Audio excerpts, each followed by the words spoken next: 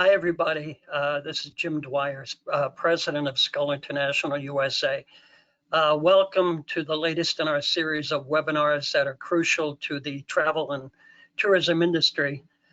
Today, we will have David DuBois, who will speak to us about exhibitions and conferences and the importance of exhibition and conferences to the lifeblood of our tourism. I'd also like to thank all of the attendees, both from the US, Canada, Mexico, and we usually have one special guest from Taipei who tunes in. So thank you all for attending. Before I turn it over to Morgan and David, just a couple of notes. You may be aware that we are going to have an annual general meeting in Orlando in May. It'll take place on the afternoon of May the 20th. You will receive email shortly about the time, and just a reminder, we will have some availability, I believe, if you want to attend in person, and again, we will let you know about that.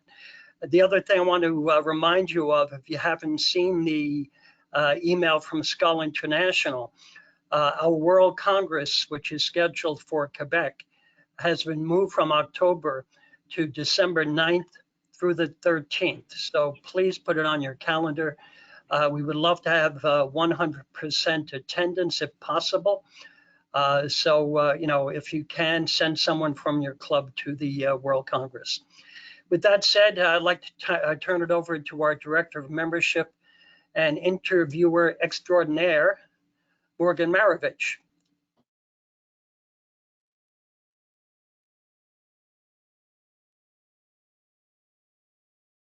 Morgan, you're muted. Realizing I'm on mute. All right, you're good now. You're good now. Thank you. So thank you everyone for joining us today, and I'm delighted to have David DuBois with us from IAEE. I'll give you his brief bio and tell you a little bit about him. David is the President and CEO of IAEE, the International Association of Exhibitions and Events. As IAEE's president, he's responsible for the management of 25 full-time staff, producing the annual business operating plan and budget, overseeing support of all meetings and governance units, leading business development, directing fundraising efforts, advocating for the industry, and much more. He serves as the association's representative with industry coalitions, partner organizations, and strategic alliances. In 2019, he was inducted into the Exhibition Industry Council's Hall of Leaders, one of the industry's most prestigious honors. And we are delighted to have him here with us today. So David, the floor is yours. Thank you so much, and good day to everybody in different time zones. I'm coming to you live from Dallas, Texas, USA, where we have our international headquarters. We do have an office as an authorized NGO in Beijing and Shanghai, Pudong. We also have chapters in the Middle East, in Mexico, and work very closely with our good friends in Canada, with the Canadian Association of Exhibition Managers, and then mostly about 80% of our membership, 1,300 member organizations, are based in the US, where we represent also have members in 45 countries. And right now, obviously, all of us, including the great Skull membership around the world, has been pretty much kind of stuck on webinars and Zoom calls. But a little bit about the association. We represent predominantly the business-to-business trade show, trade fairs, exhibitions world on a global basis. And the reason conferences are in our name, or events is in our name, International Association of Exhibitions and Events, is that the predominant focus is exhibitions, but probably 80% of our members on the meeting professional, MICE organizing side do conferences as well. So in 2019, to give you a perspective of a year and a half ago, 2019 was probably the best, well, not probably, it was certainly the best exhibition and conferences industry economy ever globally. And I would assume for the ladies and gentlemen on this call and the SCAL members around the world, it was equally a wonderful year in 2019. In the exhibition industry alone in North America, over 6 million people were employed either on a part-time or a full-time level, representing about 108 billion US dollars of economic impact, direct economic impact, just in the United States. And obviously Canada, Mexico, and around the world helped to make up an industry, an exhibitions industry of over 300 billion US dollars. Unfortunately, the pandemic hit in January, February, March of last year. I was actually on my way back from the PCMA convention in Vancouver, I'm sorry, in San Francisco, and I flew to Wuhan and ended up in Nanning, where I was presenting the next day, and found out that there was some kind of virus going on. And obviously the rest is history right up till today, where we're hopefully starting to come out of this pandemic. I use the analogy, having grown up in Detroit, Michigan, and having driven in snowstorms, I use the analogy of storms to kind of set up my conversation with you today. Whether it's a rainstorm or a snow and ice storm, eventually, as you make your way through it, it's very difficult driving, very difficult walking, very difficult hunkering down in your homes. Does that sound familiar to the pandemic COVID that we've been experiencing? There's light at the end of that tunnel. The sunshine does come out, and that's where we are today. Given the upbeat realities of vaccinations, I've been fortunate enough to have both vaccinations, the second one about 2 weeks ago, with about 15 to 20% of the United States and a good deal of folks around the world getting vaccinations. It's going to be a slow trek up that mountain to get into a opportunity to get back to the 2019 levels of exhibitions and conferences. And it's going to take a couple years to do that, unfortunately. For those of you on the travel side, whether it's airlines or whether it's hotels, the hospitality industry is so dependent upon exhibitions and conventions and congresses. In many cities, it makes up 10 to 15% of the total hospitality business in destinations. And certainly, I'm going to talk about that a little bit today, give you an historical perspective, and then give you some thoughts about going forward.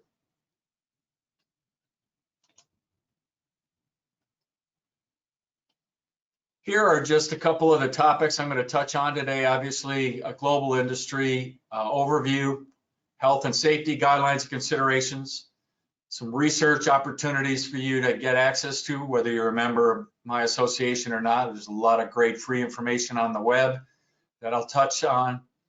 Advocacy efforts, which I'll go into. Obviously, we want to keep government at arm's length, but now obviously we have to make sure that we are aggressively letting them know how important the hospitality, meetings, conventions, and overall tourism industry is. And then I'll be happy to take some questions at the end of my presentation. A couple of resources, and there's many, many resources that are available online that talk about the reopening of exhibitions and events.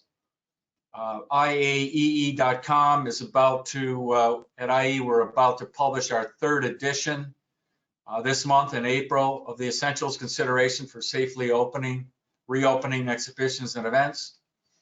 And then there's a wonderful organization called the Events Industry Council that some of you may know about. 33 different organizations representing probably around 125, 130,000 ladies and gentlemen around the world that are involved in the events industry. They have excellent resources that are available. Just Google Events Industry Council and go into their resources, which are online and give you great resources and information about opening up the meetings, convention, and trade show world going forward. The Center for Exhibition Industry Research is a sister organization that my staff and I oversee here in Dallas. It is focused on the obviously the need to have research and the impact of predominantly business-to-business exhibitions. So we do survey work quarterly and actually monthly now, where we put out all kinds of good information, cer.org. And as you can see in this slide, we looked at the postponements versus cancellations to date. And as you can see in dark blue, April of 2020, then another study in June of 2020, and then a recent study in January of 21. Obviously, it is looking better as you see the progression on this slide, that exhibitions and business events are happening.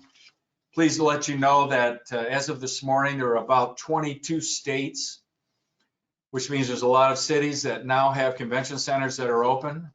And I say this with all due respect, they're open for more than vaccination centers or testing centers. They're opening up for events and trade shows, led predominantly by really good friends of ours in Orlando. The Orange County Convention Center has taken quite a leadership role because that state, as some of you who may be on this call from Florida and others around the world know, that Florida has taken the lead. They've been very progressive in not closing down their state. And obviously, I'm not going to get into any scientific conversation about whether that was good or not, but it was good for our industry because it kept people employed and allowed exhibitions and events to continue to take place. This slide here shows you the kind of the size differentiation of trade shows, and many of you are in the hospitality industry, whether you're in the airlines, hotels, restaurants, travel agency, business travel, business, technology companies, whatever the SCUL membership brings you to the SCUL organization.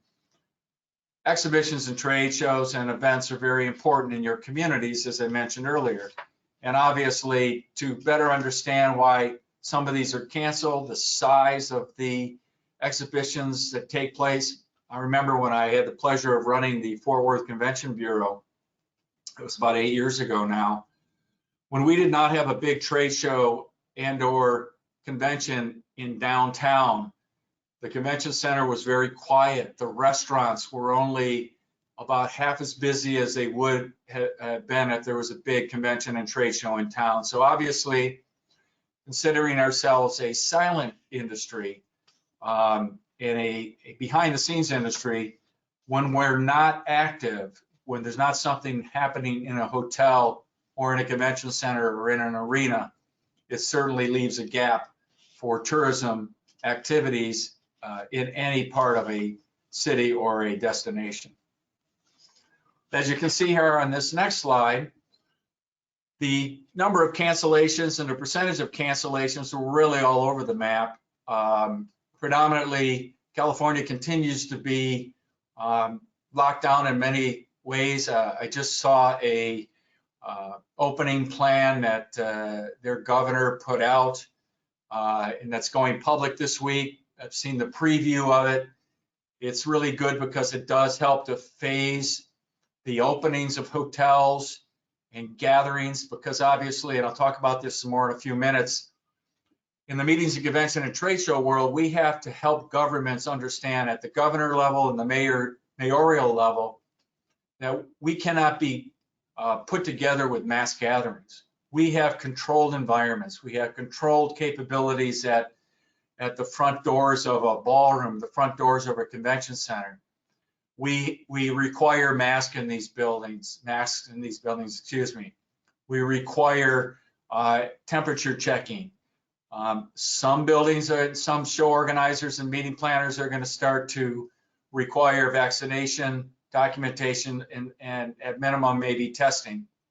But with all the protocols that are in place, with the documentations that I talked about a few slides ago, we believe that we will continue to be able to host safe and healthy meetings, conventions, and trade shows. So once again, this is a statistic. And by the way, I think this PowerPoint's available to you. And if not, just let Morgan or myself know. I'll be happy to send that to you. The different sizes make up the postponements of what's happening in 2021. And certainly I'll talk in a minute about our forecast for the rest of this year. And as of tomorrow, we have 9 months left in this calendar year and then going into 2022. Some additional statistics that may or may not be of value to you that are in this PowerPoint, but certainly starting to see a positive trend of postponements and cancellations reducing in number and frequency as we go forward through this pandemic.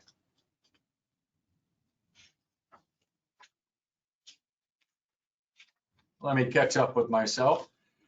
Obviously, it's been very evident that we're spending way too much time on Zoom and other platforms.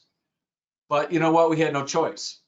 92% of the trade shows and events that occurred in 2019 did not occur in 2020. Let me repeat that. 92% reduction in in-person events in 2020 versus 2019. So what happened? It was a dramatic shift to digital. We all know that it was a nice stopgap. We're still seeing a lot of virtual offerings like you're experiencing today with me in Dallas and you all over the country and all over the world. That's not going to slow down. We're going to see a lot more virtual and digital offerings going forward. As you can see on the bottom, what's the likelihood of digital offerings that will continue into 2022?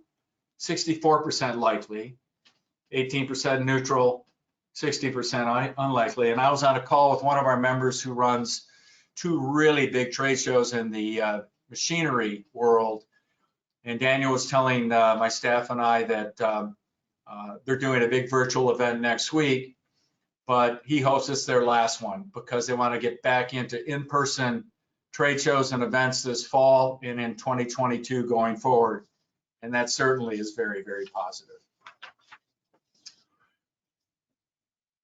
This is a slide that talks about tactics and strategies. I won't go into a lot of detail, but obviously there's a lot of adjustments that have been made because of COVID. Digital tactics are in place. I tell you, the largest membership category that we have seen in terms of growth at IAEE has been in the technology companies. There are probably over 100 technology companies that are our members, and we have a listing on our website that's available because they kind of pivoted to drive, whether they are an AV company, a services contractor like a Freeman, a GES, a Fern, etc. They all pivoted because obviously they wanted to keep people employed, and they have done a really good job of offering digital platforms, not unlike Zoom, but certainly very, very specific and very robust that include in many cases digital trade shows.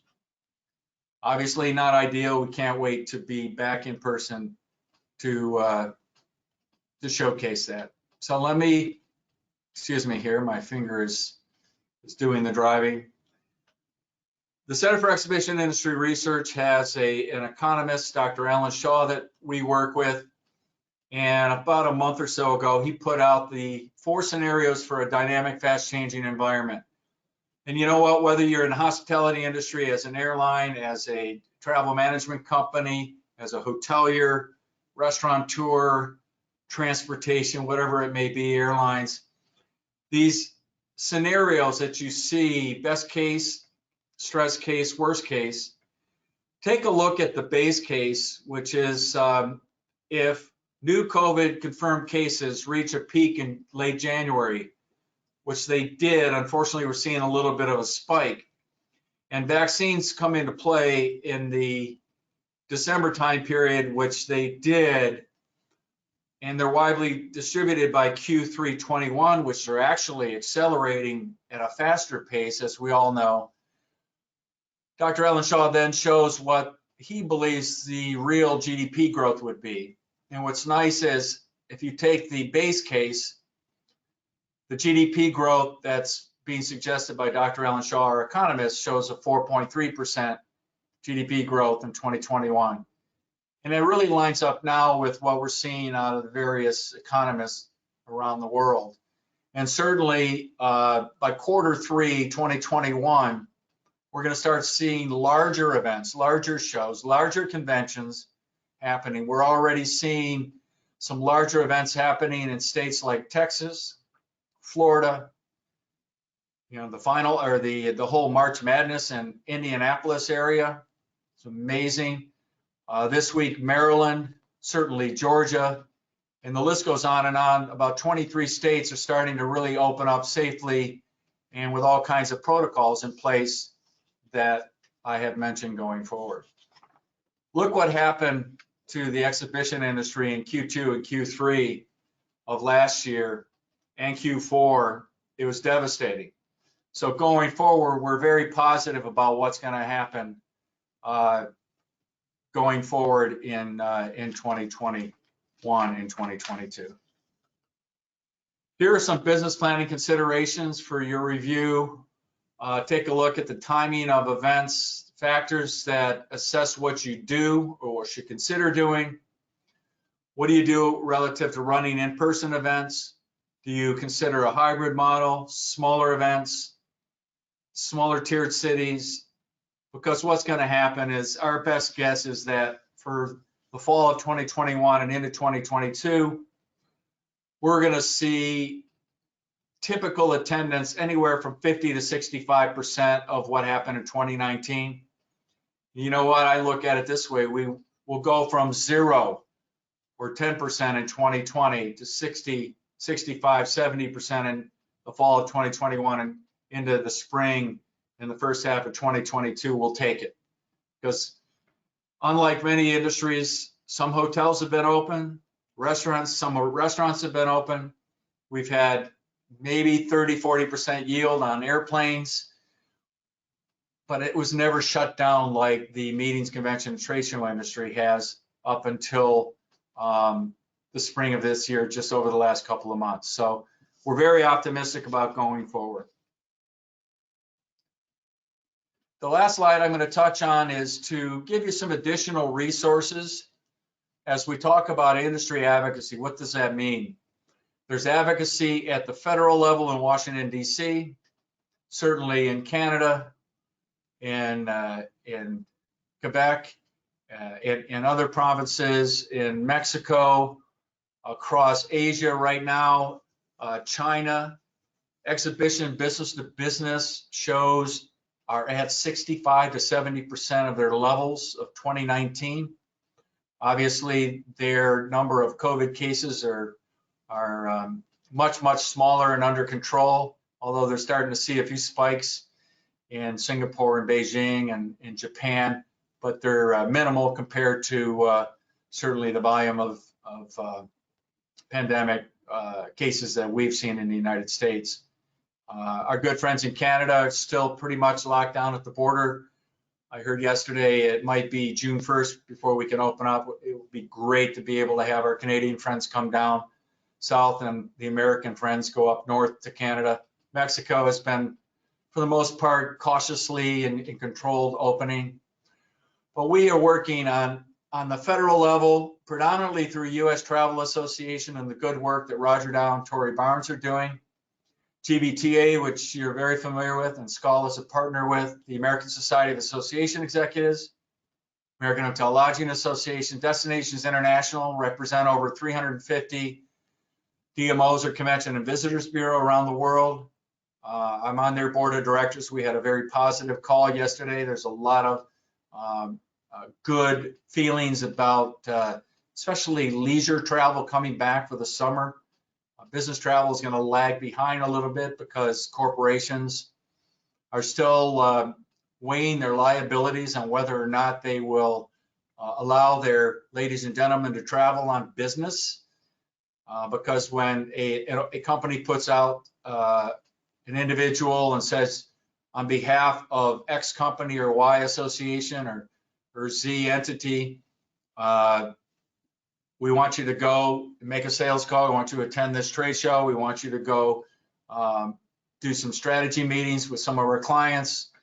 Obviously, the business travel restrictions from corporations are starting to loosen up a little bit, but it's all about getting that those great shots in your arm and getting, hopefully by the middle of the summer, 50 to 60% of the United States citizens and 20 to 30% of the international citizens vaccinated. That's going to be a real key. The International Association of Venue Managers is another association that's very involved with our business. They're the folks that run the venues, the arenas, the convention centers, the performance halls. And I was reading an article yesterday that it was a little depressing because concerts are starting to come out and get scheduled again for this summer and the fall. You know what? We're going to have a staffing issue. They talked about the difficulty they're having with getting roadies to go and make all of these concerts happen when these wonderful entertainers are on the road for 6, 8, 12, 14, 16 weeks at a time. And they never go home. They just go from city to city to city. So that's happening in the exhibition industry because many of the big companies have laid off a lot of folks. And now when we go back to ask them to help us move a show in, to build stands and booths and take care of the projection and the technology. Some of these people, like my son-in-law, who used to work for the Freeman companies, move shows in and out here in the DFW area, and he now works full-time for Lowe's, and he's got great benefits, and so he's an example of many of people that left our industry because they were laid off, and then we try to get them back. So it's going to take some time with human capital to get back to a level where we were in, certainly in 2019. And then a couple of, as I finish, a couple of advocacy initiatives that you might be interested in looking into. i.e., we have our own Exhibitions Mean Business program that has been in place as a campaign for about 8 years now.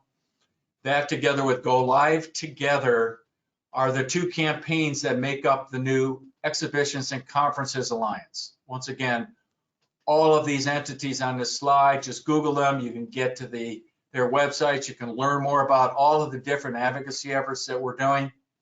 But I'll leave you with this. Exhibitions and Conferences Alliance make up many of these organizations that are focused on exhibitions and conferences. For the first time ever in the history of the exhibitions and conferences industry, we have hired a full-time lobbyist. Tommy Goodwin is based in Northern Virginia. He is a 20-plus year registered lobbyist.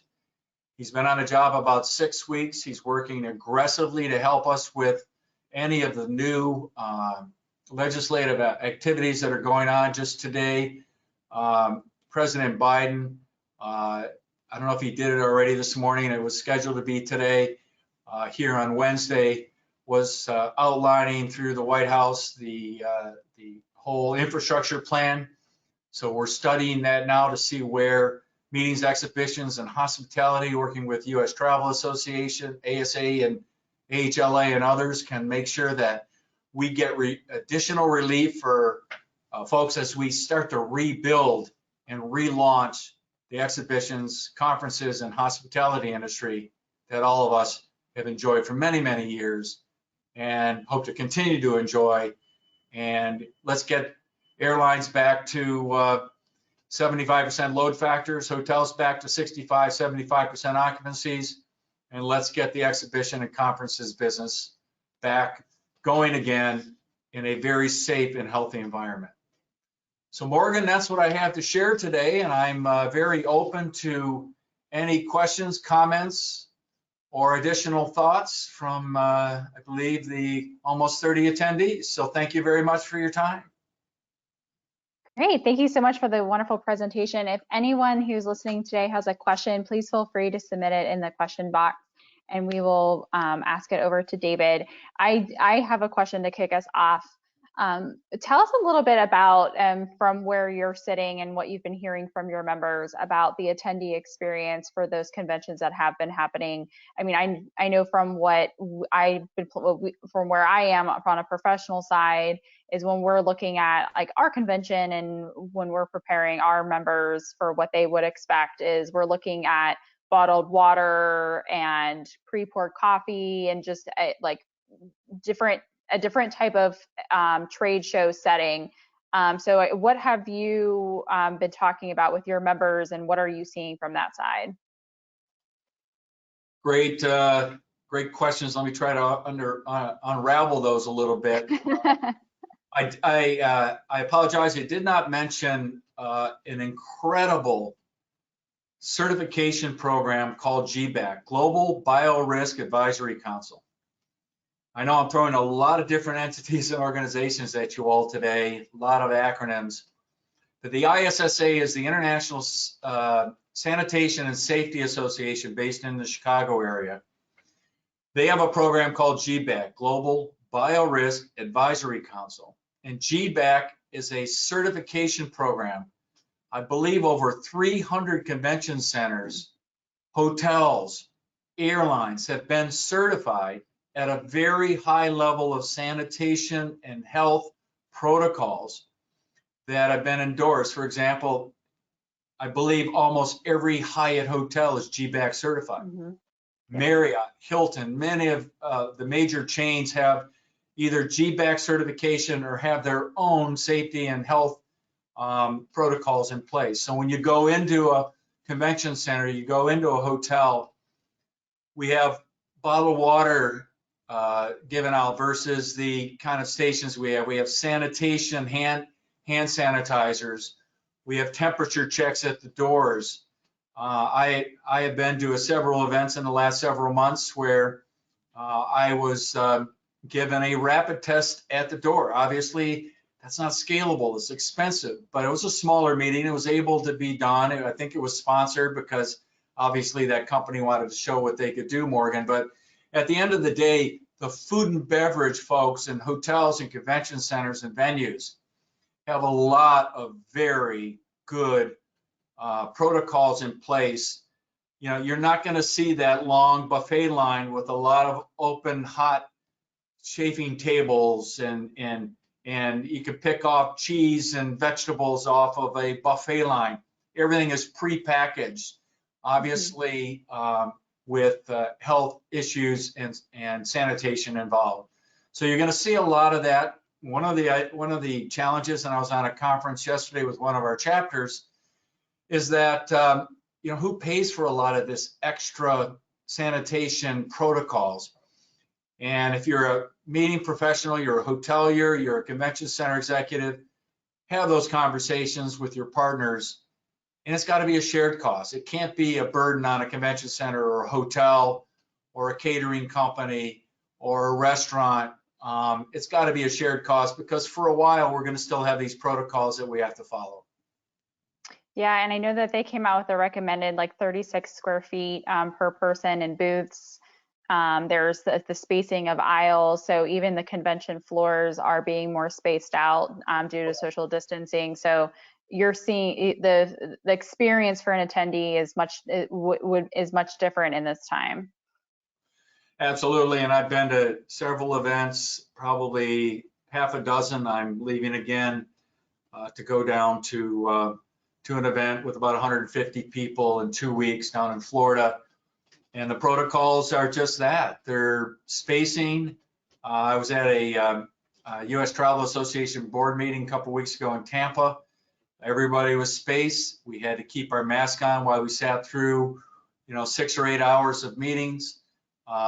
Everything was pre-packaged in terms of continental breakfast and lunch. Unfortunately, you're going to see a reduction in receptions because we're trying to minimize the mingling of people eating and drinking, because guess what? You could probably put a hole in your mask, right? You could put a straw in there, but it's just not the same. You pull your mask down, you sip your wine, you sip your soda, you grab an hors d'oeuvre. Oh, I forgot to put my mask up. So you're going to see, unfortunately, food and beverage spend is going to be reduced this fall, the rest of this year and into 2022, just to try to keep people apart and keep those masks on. I think we're going to have masks on for quite a while yet. Yeah, I definitely think so. So to kick us off, James Enright from Skull DC asks, will there be permanent changes to the conventions and conventions and meetings, and especially event planning because of the pandemic? Well, permanent is just that, permanent. My guess is you're going to have a lot of items that are permanent.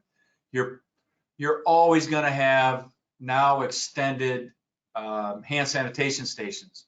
You're going to have touchless touch screen registration, and every time you touch to register and have your badge pulled out off of a printer, people are going to wipe that down. So you're probably going to have a lot of protocols in place for a while yet. And food and beverage, as I've mentioned several times, is going to be different. Spacing, you know what? 6 feet is 6 feet the right spacing. I know that the CDC just came out and said that with proper protocols in place, students in schools can be 3 feet apart. Are we going to see that reduce?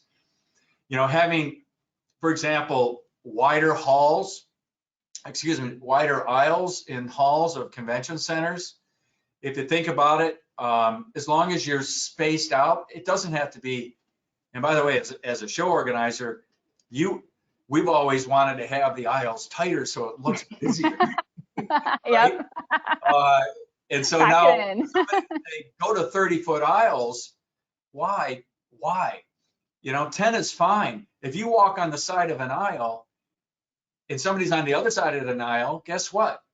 You're at least 8 feet apart from that person. So there's going to be some permanent, to answer the question, there's going to be some permanent changes, but hopefully not permanent past 2022. And you know what? We've had the flu forever. It's never been as bad as the COVID flu. I'm not minimizing that by any means.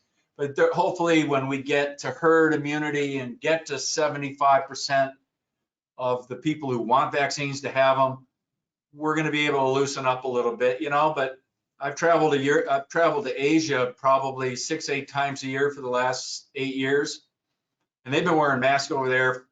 Probably half of the people who are in airports and convention centers, they've been wearing masks forever. So I think people are going to be comfortable wearing masks. I know my wife is, who's immune deficient. She'll probably wear a mask for much longer than I will. But we'll see. Yeah, there'll be some permanent changes.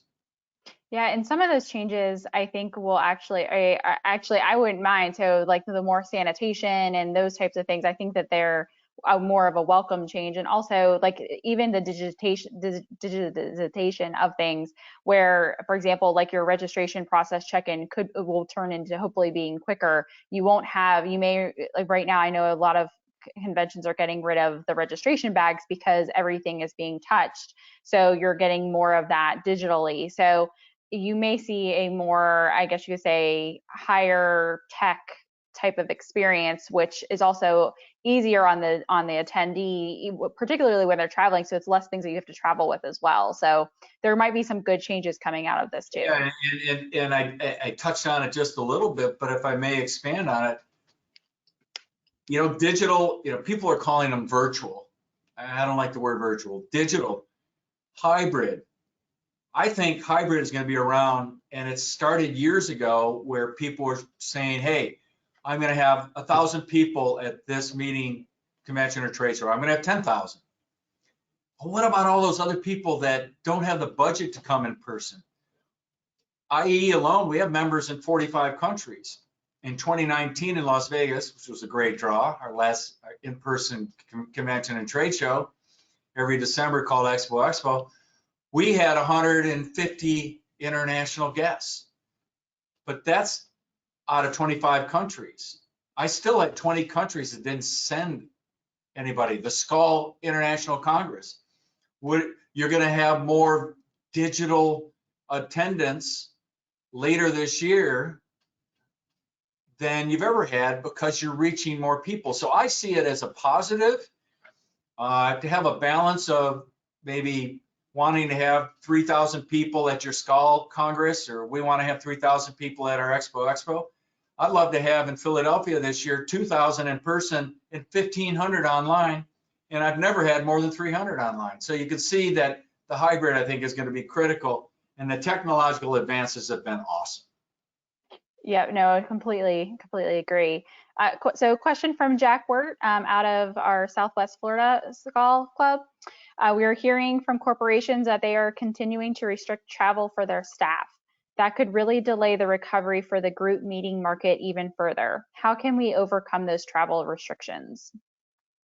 Well, hello, Jack. Nice to have a question from you. I hope you're doing well in the great part of Florida that you live in. Hello to you. Yeah, and I mentioned it earlier, and I'll touch on it again, that we're going to open up meetings, conventions, and trade shows. It's starting. 23, 24 states have already opened up to have their convention centers open. Probably a third of the convention centers in the United States are now open for exhibitions and conference business, not just testing centers and vaccine centers. But that's going to be a challenge. The best estimate for attendance this fall is 50 to 60% of normal attendance. Normal attendance being what was a record year, 2019. It'll get better as corporations feel more comfortable that their staffs are vaccinated. I heard of one corporation the other day when I was on a call. A corporate planner was saying that their company has said the only way that they're going to let somebody travel to a meeting, convention, or trade show this summer or fall and into next year is they have to be fully vaccinated. What that does is, Morgan, reduces the liability of that company that sends Mary or Tom on the road on behalf and paid for airfare, hotel, expenses paid for by that company. What if they get COVID and come back and go, I got it because you made me go on this trip? Mm-hmm. So these are very difficult decisions. And as a CEO, I want my staff, none of my staff have traveled. I'm the only one that has, and my COO, Kathy Breeden. We're both going to Florida in a couple of weeks for an event.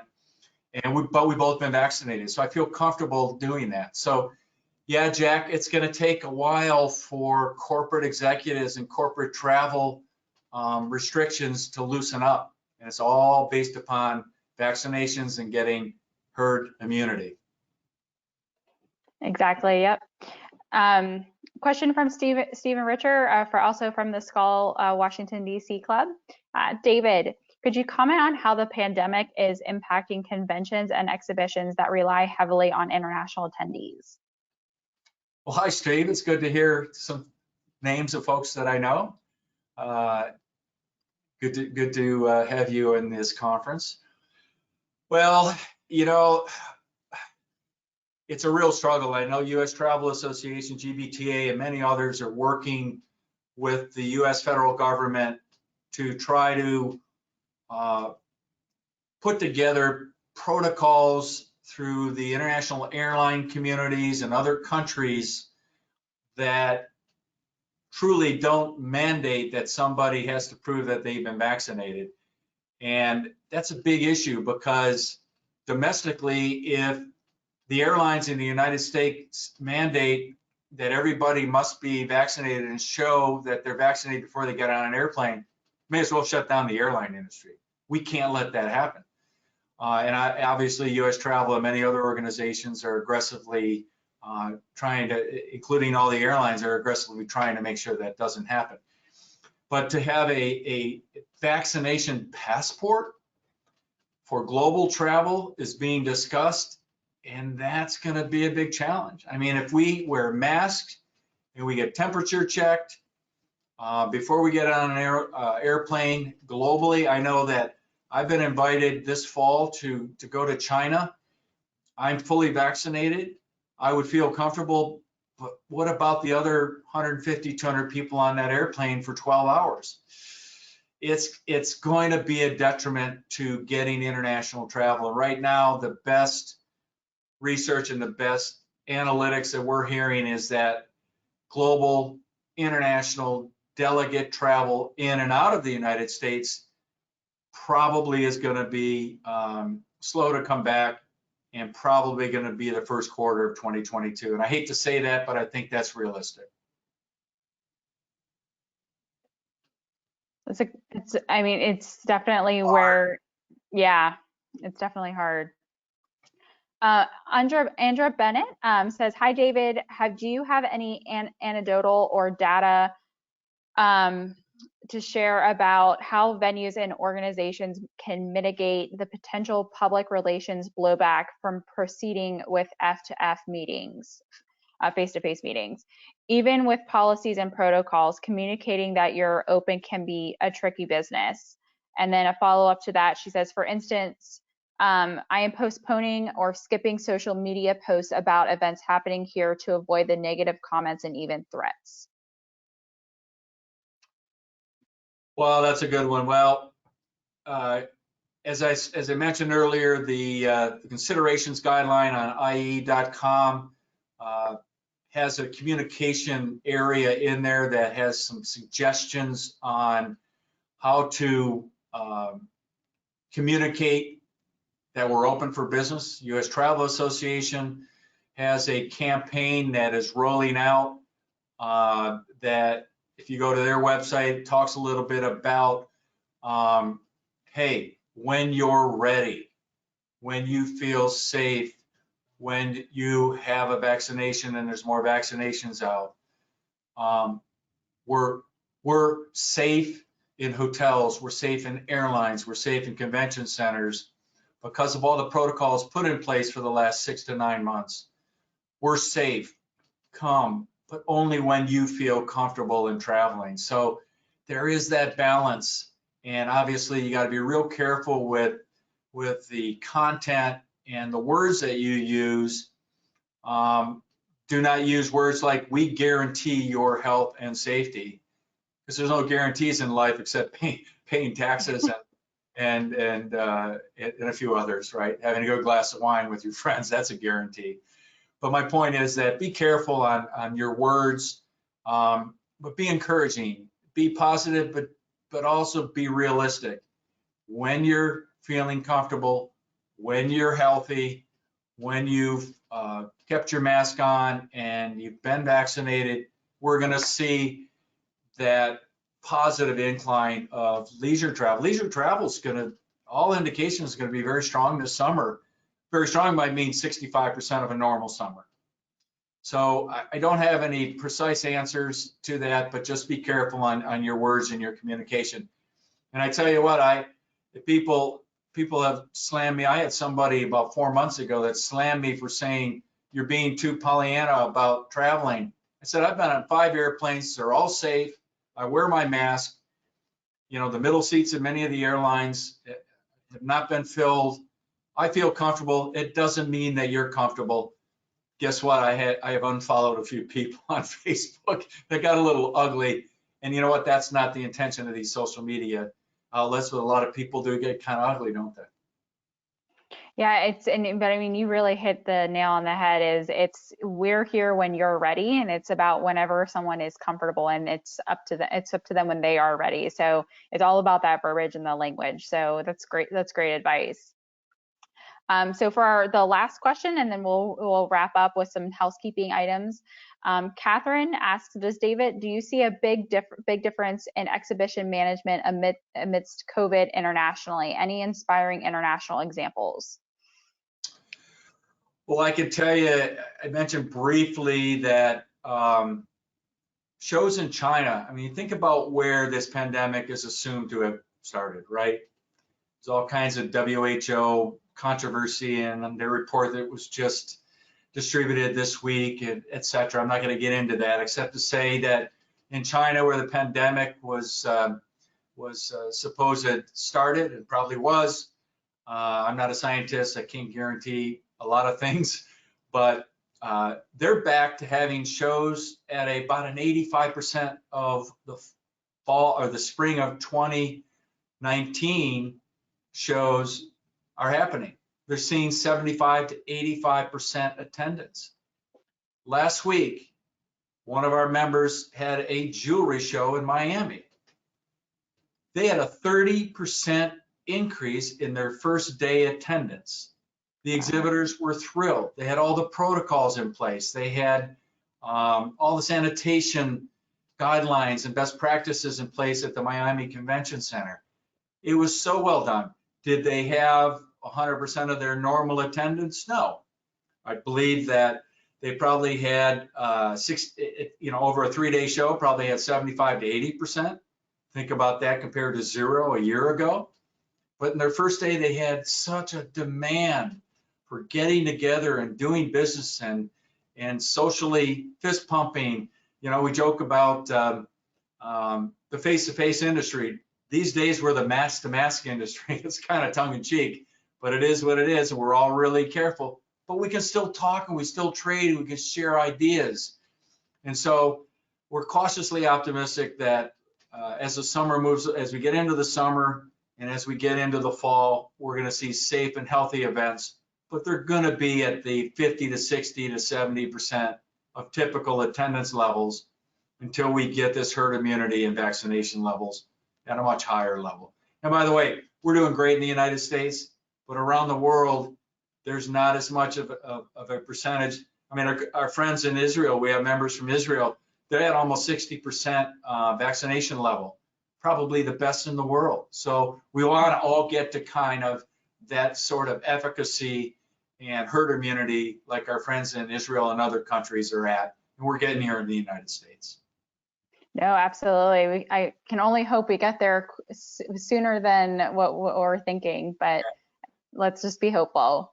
So David, thank you so much for your time today and your insights. They were very valuable, and I know, and thank you everyone for joining that and your questions that you submitted today. They were great questions and good topics to touch on.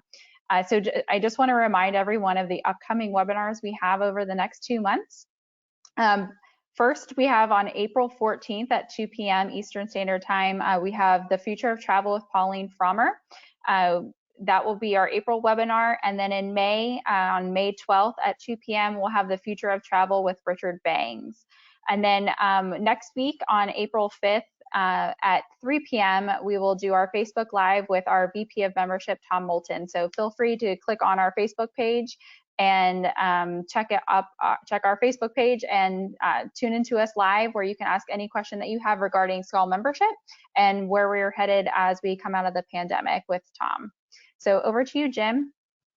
Thanks, Morgan, and special thanks to David. Great information, critical information, and let's all keep our fingers crossed that this ends sooner than we expected to.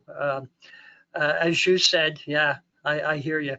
As you said, traveling is strictly a personal choice. You know, one of the many who have been vaccinated, I'm raring to go, so I can't wait to go somewhere. But I can understand those who, you know, are a little bit fearful, and no pressure. When you're ready, do it. As Morgan said, we have some really good upcoming webinars. I thank everybody who's tuned in. Please, please, please let others know about these webinars. They're so important, members and non-members alike. And we have a couple in April coming up. They'll be every single month, maybe 2 a month. So spread the word. Information is important. So with that, I thank you. I thank David. I thank Morgan, and goodbye. Thanks. Stay safe. You too.